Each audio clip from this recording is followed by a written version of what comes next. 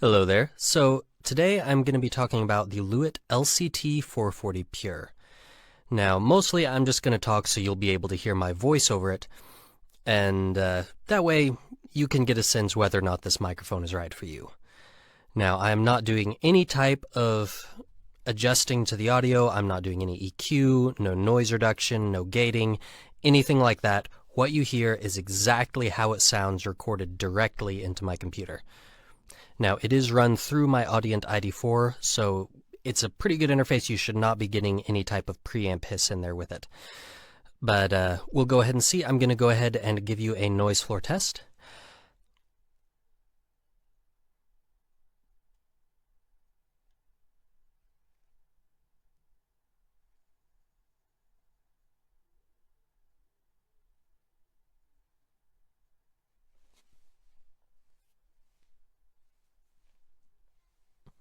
All right, and as you can hear, it is a very quiet microphone. It has only 7 decibels of self-noise. There's really nothing to complain about there. It is incredibly quiet. Now, it does have a cardioid pickup pattern, meaning there's not going to be anything you're going to be picking up from the back. It does not pick up from the back. So it's off to the sides, and mostly directly in front of the microphone is where you're going to be getting all of the pickup from it. So I'm talking directly straight into the microphone, directly in front of it. As I go around to the side, you're still going to be picking up my voice. It's going to be quieter, but it's not going to be super colored. You're not getting a lot of distortion, awkwardness. It's not going to sound very different than it does from the front. And the same goes if I am talking directly into the back of this microphone. It sounds like I have incredibly low levels, but it does not really distort my voice. And that is one of the things I love about this microphone, is that it just does a really good job of keeping any type of off-axis sound still sounding natural. Essentially, what I think Lewitt did with this microphone is they took their $800 microphone and just took all the bells and whistles off. So you don't have the high-pass filter built in, you don't have the pad built in, you don't have different polar patterns. All you have is kind of the bare-bones microphone. But I'm pretty sure it's essentially the same microphone as their higher-priced microphones, which is great because it means you can be able to get a studio professional quality microphone for under $400. I will go ahead and mention the pop filters, since I've been staring at it this whole time. While I think that the Lewitt does a pretty good job with not picking up the plosives to begin with, they do come with this convenient custom pop filter that attaches magnetically to the shock mount. So, however you have the microphone oriented, the pop filter is not going to fall off. And it is a double layer metal mesh, and I think it does work really well. I'll go ahead and test that out with no pop filter, with the Lewitt Pop Shield, and with one of the standard circular nylon pop filters that are pretty commonly used. All I want is a proper cup of coffee made in a proper copper coffee pot. Peter Piper picked a peck of pickled peppers. All I want is a proper cup of coffee made in a proper copper coffee pot. Peter Piper picked a peck of pickled peppers. All I want is a proper cup of coffee made in a proper copper coffee pot. Peter Piper picked a peck of pickled peppers. So as you can hear, it really does a fairly good job of not picking up those plosives to begin with, and this little tiny pop shield right in front of the capsule basically gets rid of the rest. If you're right up on top of it and really blowing out the caps with your plosives, yes, they're still going to get picked up some, but it doesn't matter what type of pop filter you're using. In that case, you're going to get plosives. Speaking of getting right up on top of the microphone, I'll go ahead and show off its proximity effect.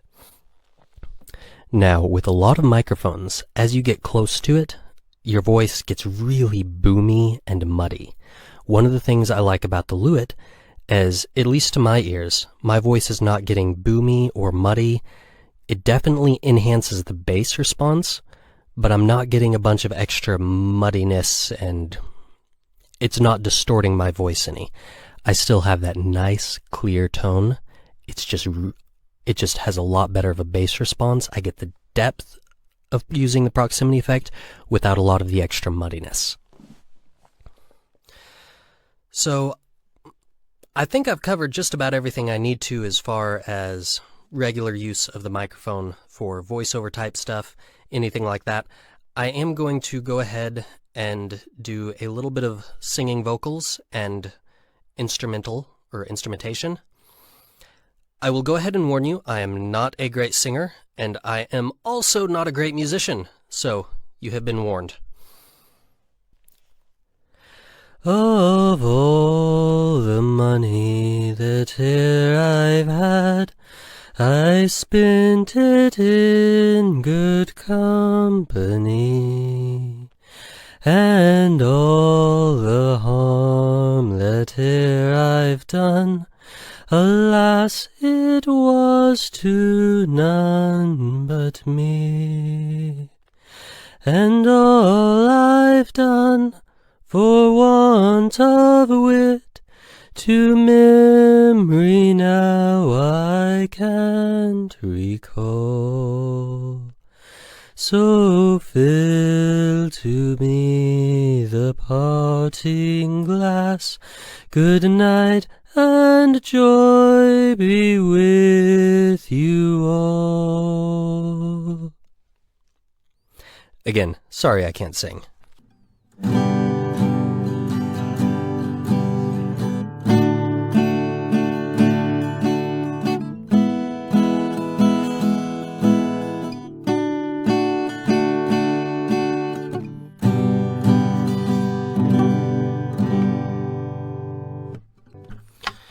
So hopefully there you have got an idea of how the guitar sounds. Again, sorry about my playing.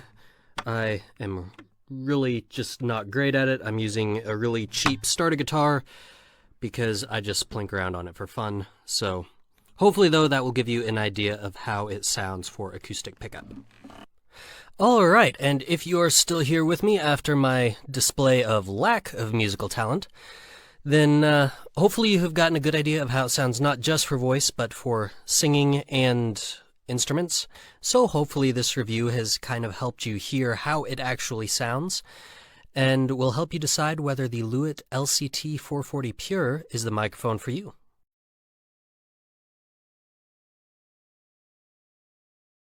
Whenever Richard Cory went downtown, the people on the pavement looked at him. He was a gentleman from sole to crown, clean, favored, and imperially slim.